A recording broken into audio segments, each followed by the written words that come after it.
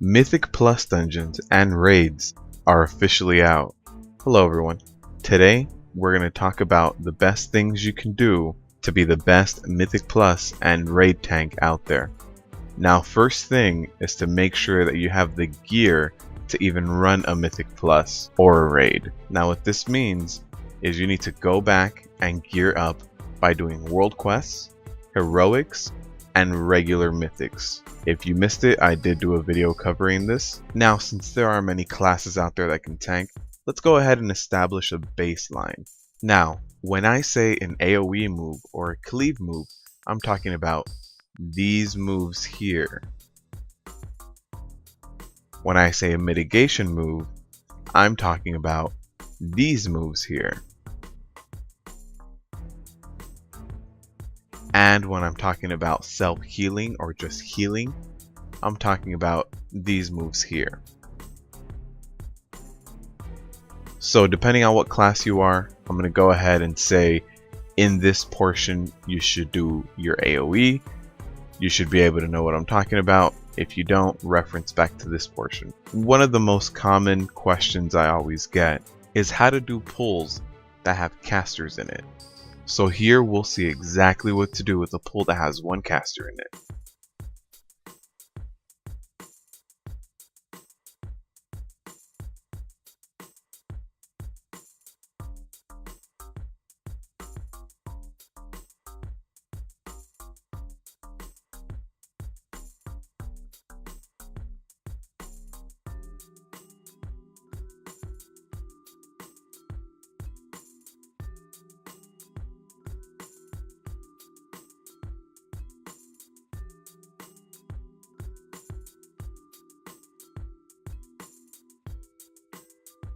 Here we're going to see exactly what to do with a group that has two casters in it and how to best tank it.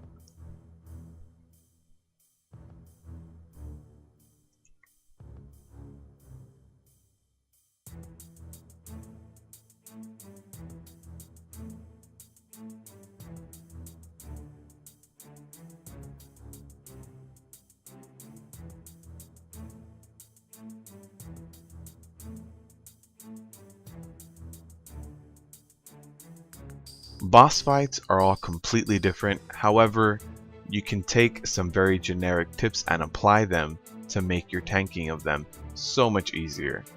One of the biggest mechanics this expansion is this idea of having active mitigation when a boss does a big hit against you. If you do not have active mitigation during this time, the boss is going to do extra damage, put a bleed on you, knock you back, something that really inconveniences you, your group, and your healer. So the idea of having this active mitigation up as much as possible is very important, not only to avoid that extra bit of damage, but just to avoid damage overall. It's a mechanic that's in place that actually forces us to use active mitigation abilities, which is great. The last big point that we need to talk about is how to manage cooldowns on Mythic Plus and raids. Now, we do have a variety of cooldowns. Every tank has a few cooldowns ranging from the minute and a half cooldown to the 5-minute cooldown. Now, the 5-minute cooldowns are a lot more intense. They're going to provide the biggest boost in terms of your mitigation ability and the ability to take damage. However, the cooldowns that are closer to a minute and a half should not be overlooked. Whenever you pull a big pack of trash or multiple chain pulls, when you're trying to get Mythic Plus, when you're trying to do timed runs, whatever it is you're trying to do, if you're pulling big packs, you should prioritize using these shorter cooldowns as soon as you pull these mobs.